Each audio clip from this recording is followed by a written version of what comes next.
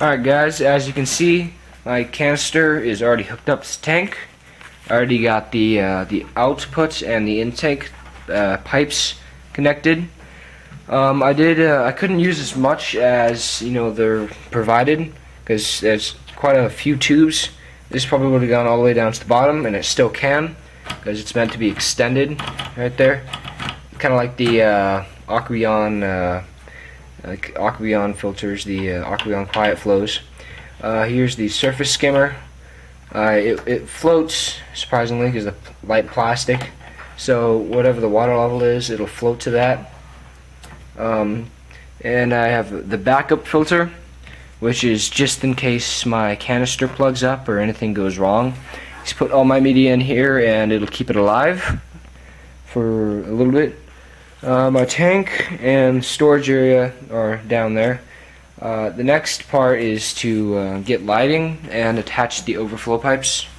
Oh, another thing I did was attach this the drip emitter and the line to what it's going to be, what it's going to look like. And the drip that goes down there and then out to a hole in the wall eventually. I didn't fully finish my other filter review, but I'll show you what I've got. So this is pretty nice, pretty handy. There's the tubes come in there, and this, pulling it down, opens the flow. Having it up closes it off. The canister's nice. I've already tried it. I tested it just to make sure. The only problem I found with this part is this little thing. The little thing came off of the light switch for the UV light, but that's not a huge problem. It's not going to ruin the entire tank. There's the the primer. Primer works well. I already tested it as I said.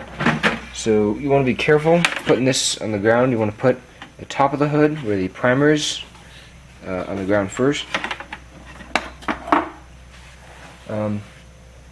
So then I got my trays.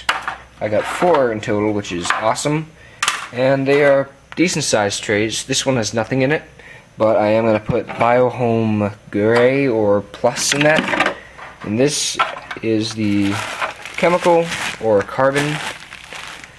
I haven't unbagged it yet because it's pretty dusty. This is all the biomedia. It consists of small bio balls, like 1 inch maybe.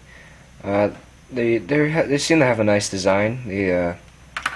I put some of these in another one of my filters just to get the bacteria ready. Then I got the bio rings. These small rings. Once you wash it, they get different colors.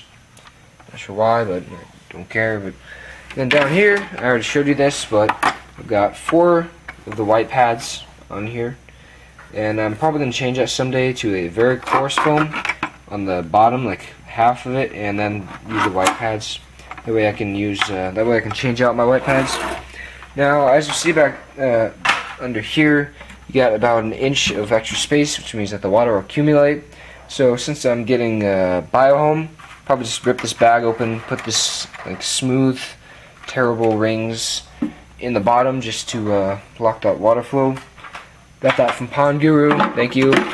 You're awesome. Like watching your show, same as Joey's show on YouTube.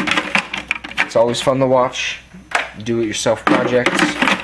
So I might even put some do-it-myself media in here, but I'm not sure for now. So show you it. Take this hood and reattach it carefully. It has nice UV light on there and a nice slip. You can't really see it, but it spirals down around the UV light, where the water gets down there. And this is nice. You just push down, and the flaps close. This one doesn't close, right? See, that's another one problem with it is if there's something in the way, it won't close. So it doesn't look like this got down all the way. Shake it around a little bit. Then you could put that back on. There we go. Fold down. You have these other folders.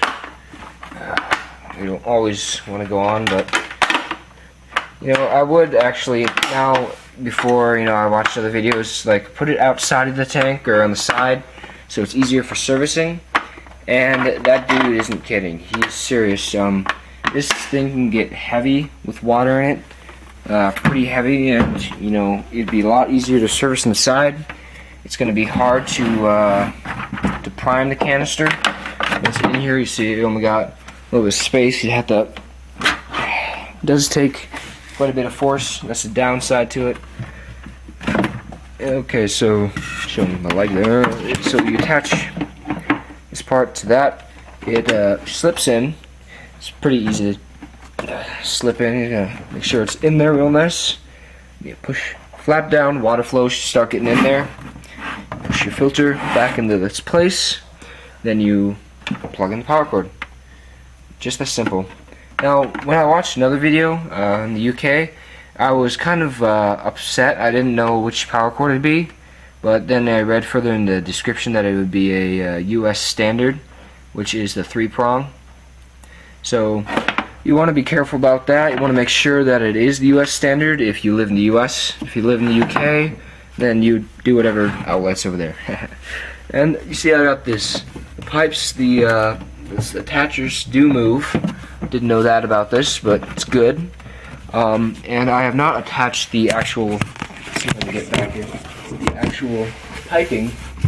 Not attached this, but I will attach it somehow to the wood, make it secure. Well, and I already showed you the filtration for this small tank, the AquaClear 30. It doesn't have that much flow. It's a pretty good one. And that is the canister filter I set up.